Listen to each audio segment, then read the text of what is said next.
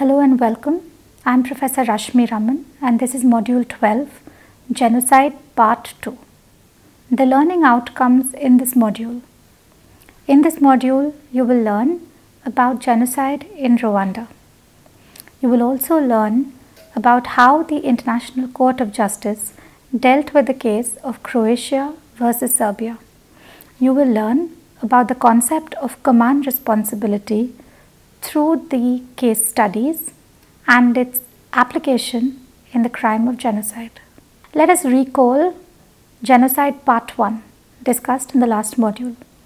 By now, you must have understood the legal definition of genocide and what the important elements are under the Genocide Convention in order to establish that a crime of genocide has taken place.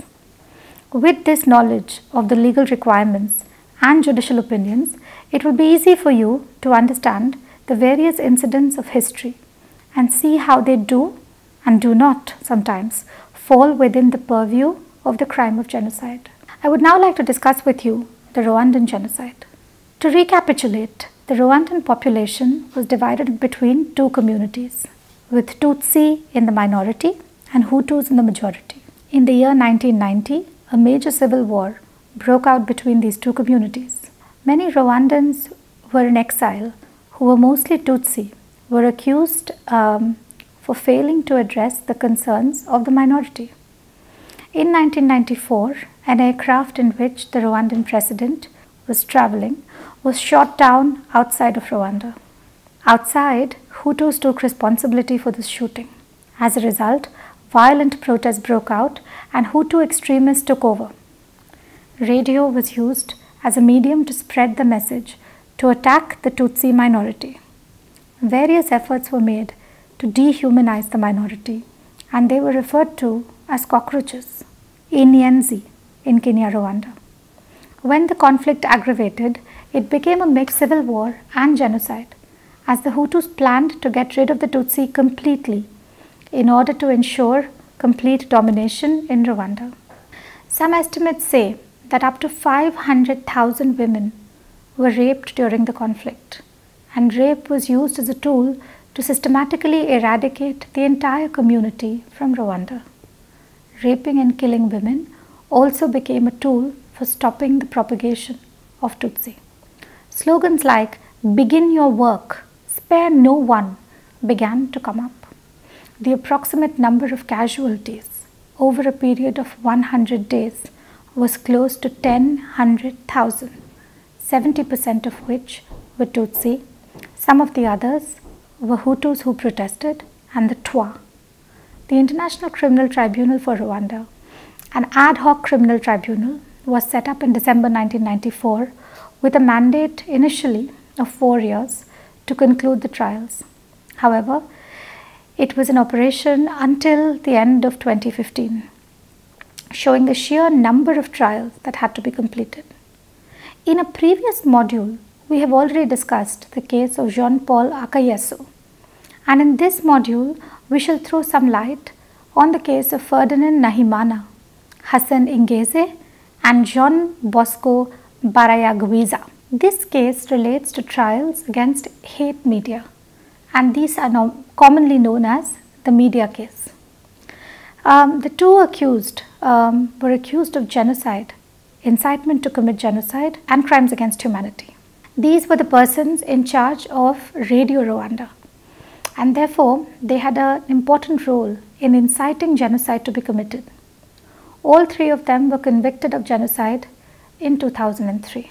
The second part is Croatia versus Serbia. The conflict began when Yugoslavia was split in 1991 along ethnic lines. After the independence of Croatia in 1991, tensions escalated.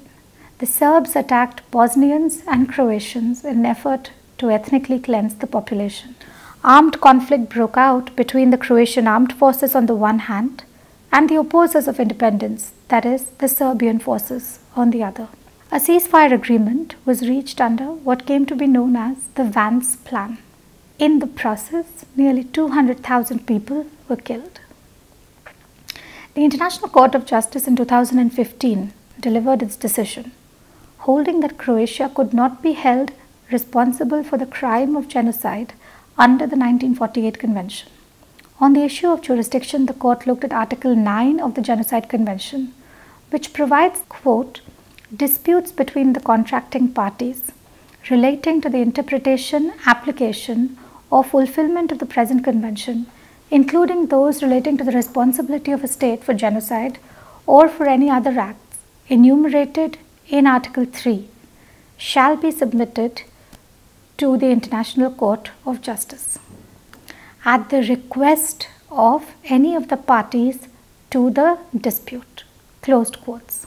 The ICJ, based on this, found that no jurisdiction could be found under the alleged violation of customary international law. Therefore, what we are trying to show here is that an obligation under the convention and a subsequent breach of it, in order to be able to maintain a case in front of the International Court of Justice and to avail a remedy. The court also noted that the drafters of the convention looked to cover two types of genocide, that is, physical or biological genocide and also cultural genocide. However, the latter was dropped in this context. On the issue of the scale of destruction, the International Court of Justice held that it was difficult to envisage the intent, that is dolus specialis, based on an isolated act. In the absence of direct proof, since many years had passed, the court held that there must be evidence of acts on a scale that establishes an intent not only to target certain individuals because of their membership of a particular group, but also to destroy that group in whole or in part. We have already studied the definition of in whole or in part in the previous module. On the issue of the meaning of in part, in this case, the International Court of Justice held that first, open quote, the intent must be to destroy at least a substantial part of a particular group, close quote, and this is a critical criterion. Furthermore, widely accepted that genocide may be found to have been committed where the intent is to destroy the group within a geographically limited area, and accordingly, the area of the perpetrator's activity and control are to be considered. Close quotes. Account must also be taken of the prominence of the alleged targeted part within the group as a whole. The court had to consider whether a specific part of the group is emblematic of the overall group, or is it essential actually to the survival of that group. It also held that in this case, a specific intent to commit genocide cannot be found through any express state plan. It may be inferred from the acts of perpetrators, provided that it is the only reasonable conclusion coming out from the fact. The court then ruled on what kind of actus reus or specific act could establish genocide. The ICJ said, apart from the killing of members of the group, the court also held that rape and other forms of sexual assaults could also amount to genocide, provided that those acts added to the physical or biological destruction of the group. Deprivation of food, access to health, hygiene, shelter and clothing could also be considered as an imposition of living conditions calculated to bring about the physical destruction in whole or in part in order to satisfy the requirements of the elements of Article 2, Clause C. Prevention of births in a particular group could also amount to genocide. With regard to the specific facts of this Serbia-Croatia case, the International Court of Justice ruled that Serb forces targeted the protected groups, showing that there must have been a systematic or concentrated effort. The court held that even though the acts of the JNA, which is the Yugoslavian National Army, which at the time was controlled by the government of Serbia or Serb forces, could be said to be driven by an intent to commit genocide within Article 2, Clause A and Clause B of the Genocide Convention, that is, killing of members of a group and causing deliberate bodily or mental harm. However, in the same vein, the court also held that it could not be said that the element of deliberately inflicting on the group conditions of life calculated to bring about its physical destruction in whole or in part, and imposing measures intended to prevent births within the group, could be proven against Serbia, thereby not being able to prove actus reus under Articles 2C and 2D. This was the crux of the inability of the court to rule that genocide was committed. On the issue of specific intent, the court held that the modus operandi employed by the Serb forces was consistent to some extent, but not the only inference that could be reasonably drawn from the facts. The court also added that the conclusions of the International Criminal Tribunal for Yugoslavia do prove that the people killed were targeted not because they belonged to a particular group, but because there was a war going on, and another group was considered an enemy. Even the forceful displacement did not amount to genocide in this case, as the efforts were to ethnically homogenize a given area and not really to destroy a group. As a result, the court held that the special intention required for genocide, the so-called dolus specialis, indicating the intent to destroy a substantial part of the Croats, could not be proved from the facts of the case. The final part of Genocide 2 is to understand command responsibility. Now, this is a very important concept in international criminal law. The question to be asked is, when can a civilian who has not committed, aided or abetted a genocide be convicted because of a person who is in a legal relationship with them? The answer lies in the concept of command responsibility. In the case Prosecutor versus Clement Kayishema and Obed Ruzindana, and the Prosecutor versus Alfred Musema, the only two judgments that have led to a conviction for command responsibility in genocide. In both cases, the convicts were civilians. The Celibici case is the first ever case to convict someone on the basis of command responsibility in war crimes. Now, let us look at a few case laws to detail the idea of command responsibility. The first case I would like to discuss with you is Prosecutor versus Akayesu.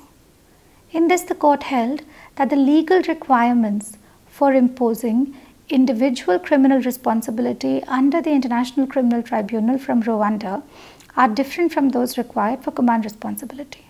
For Article 6, Clause 1, knowledge of the principal crime is necessary, but it is only optional for Article 6, Clause 3.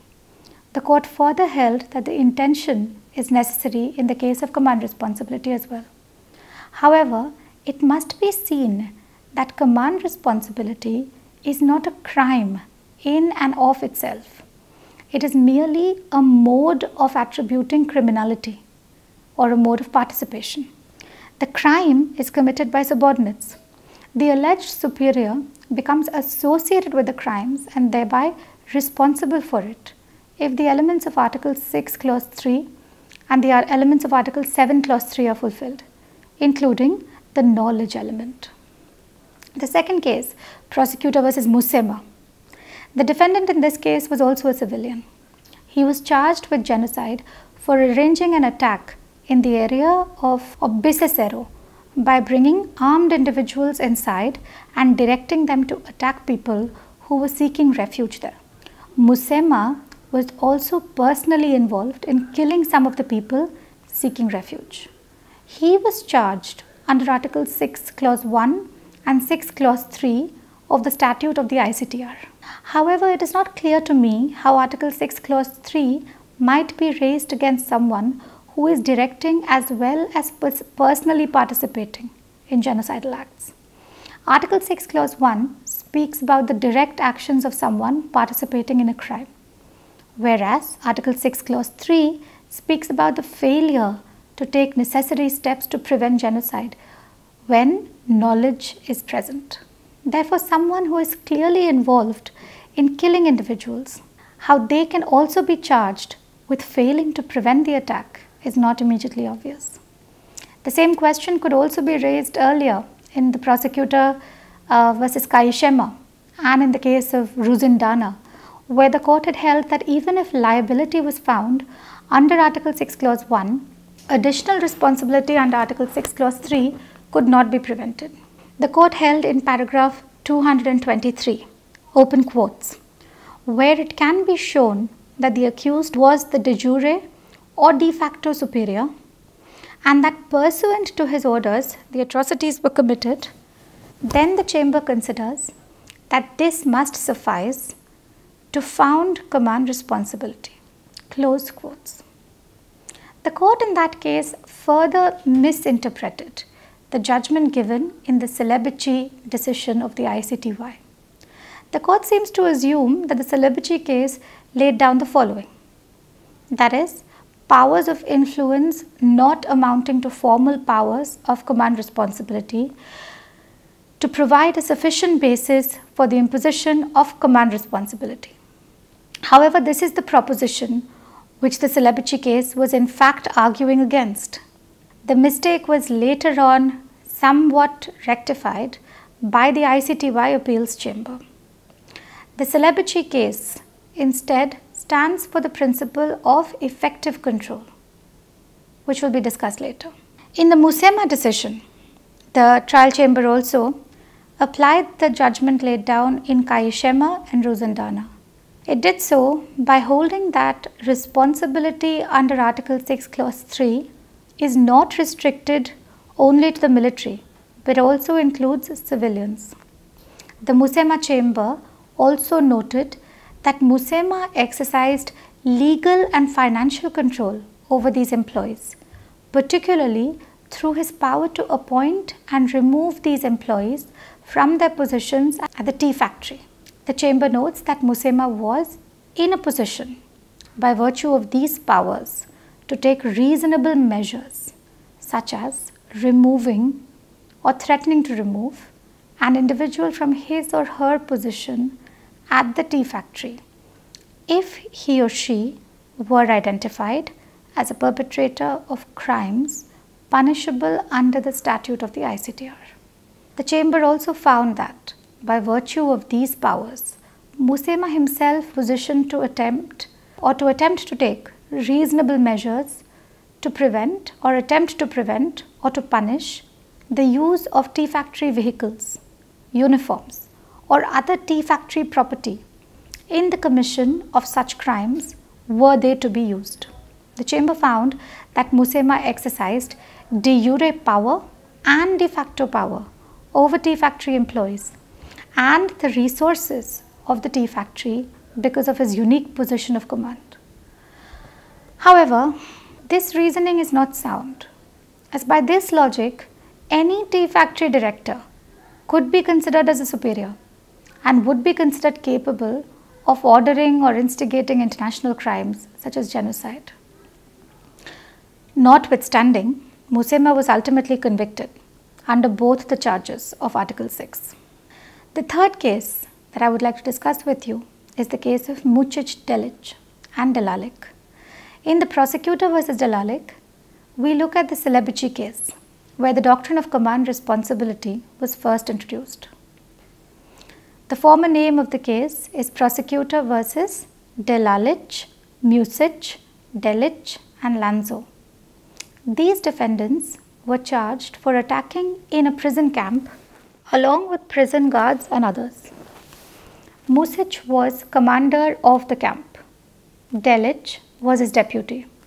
And Delalic, against whom no Article 7(1) of the ICTY statute allegations were made, held a senior position relative to the war effort in an area which included the Celebici camp. Therefore, the name of the case, Celebici. Of these, Delalic was acquitted of all counts, as no responsibility could be attributed to him for the operation of the Celebici prison. Delic was found guilty under Article 7 Clause 1, but he was not found to be a superior under Article 7 Clause 3. The court held that his authority in the prison could also be because of the fact that he was a guard who had an intimidating presence in the prison. Such an influence could not be considered similar to him having a superior authority in the prison. Music, on the other hand, was convicted of command responsibility under Article 7, Clause 3. However, the trial court could not find any evidence of his actual participation in the crime. His responsibility was founded owing to his failure to act as a superior authority for the benefit of the detainees in the Celibacy camp. At this stage, let us consider the meaning of authority. Originally, this doctrine was used for military superiors for the criminal activities of their subordinates. It was only through the additional Protocol 1 to the 1949 Geneva Conventions that the doctrine became part of conventional international law. In the Celibacy case, however, the doctrine was extended to civilians. In the Celibacy case, the court held that the position of command must be understood as a position from which the powers of command are exercised. And command is to be understood through the notion of control, that is, actual control over the actions of others. This control need not necessarily come from law. It could also be de facto control. It was decided that there must be a minimum threshold which had to be crossed in order to decide that there was indeed control over the perpetrators of a crime. And therefore, the threshold of effective control was introduced. However, the court in Celibacy does not say much about the meaning of effective control and only states that there should be what the court calls the material ability to prevent and punish the commission of actions by the alleged subordinates, offences. When one studies the Celibacy case in some detail, one gathers some of the other ingredients that might be necessary in order to satisfy the criteria of effective control. One might say that they include 1. A purposeful organization of individuals in the form of a hierarchical unit. 2. The existence and general awareness of a chain of command. 3. A generally accepted practice of issuing and obeying orders. 4. The expectation among subordinates that disobedience or insubordination may trigger a disciplinary response. And 5. That the means in the superior exist to effectively suppress or punish unauthorized action. This can be explained in the following way. The superior-subordinate relationship must have the appearance of a formal relationship of authority, even if it is not formally constituted. And it must subsist within a goal-directed hierarchical organization or institution, even if it is an ad hoc or transitory institution. Prima facie, this would not exclude a prison camp, local or higher government administrations, tea factory or other administrations, political associations, movements and so forth. But prima facie, it would exclude, for example, vigilante groups and groups of hooligans. There must reside a power in the alleged superior to give orders to the alleged subordinates, such as power resting on a mutual expectation, as between the superior and the subordinate, that the superior's orders will be obeyed, which is something to be distinguished from obedience achieved through bullying or through submission to an intimidating and morally delinquent individual. For example, in the characterization of delict, there must be a known power in the superior to control and discipline the criminal behavior of his subordinates in a meaningful and effective way, such as by intervening to restrain a subordinate or by directly suspending his or her services to the unit, at least until such time as the matter can be reviewed by another higher authority, More generally, a superior must be able to take every appropriate measure to ensure the maintenance of order within the ranks. The ICTY in the Celibici case also commented and shared the view expressed by the International Law Commission that the doctrine of command responsibility or respondeat superior extends to civilian superiors only to the extent that they exercise a degree of control over their subordinates which is comparable to that of military commanders. The ICTY further added in paragraph 646 that, open quote, the trial chamber agrees with this view, provided that the existence of de facto authority is accompanied by the trappings of the exercise of de jure authority. By this, the trial chamber means that the perpetrator of an underlying offense must be the subordinate of a person of higher rank and under his direct or indirect control. Command responsibility in genocide. Unlike many other war crimes and crimes against humanity, genocide requires the prosecution to establish the highest level of specific intent. But command responsibility is usually an offense of negligence, and exactly how a specific intent offense can be committed by negligence remains a founding paradox of this debate. It must be wrong in law to consider that genocide may be committed by a commander who is merely negligent. In conclusion, civilian command responsibility for genocide is certainly a demonstrable form of individual criminal liability, even though proof of the superior-subordinate relationship is likely to be difficult to establish unless the defendant was part of, say, a formally legitimated quasi-martial organization, such as a prison camp, or in control of a militia-like unit with a formally legitimized role, such as a police force. Thank you.